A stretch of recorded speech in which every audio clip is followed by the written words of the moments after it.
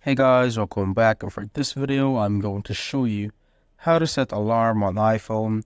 So first, what you want to do is just simply go to your clock app. So let's go to your app library, search for a clock, just tap on it. As you can see, I already have a ton of alarms right here. So if you want to add an alarm, just simply tap on the plus icon on the top right corner. So let's say I want to add an alarm on 10 a.m. So here I have my alarm set at 10 a.m. Just scroll down. So you could either set it to AM or PM if you want.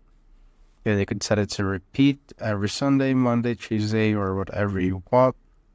Then you could also label it. Let's say test right here. Then you could also change the sound of your alarm right here. So there are many songs or ringtones to pick from this. Once you're done with that, you could now also add this snooze option right here. But once you're done with everything there, just simply tap on the save button on the top right corner. As you can see, your alarm will automatically be added. And that's basically it, guys. If you have found this video helpful, simply leave a like below or subscribe because it helps reach more people. See you on the next one.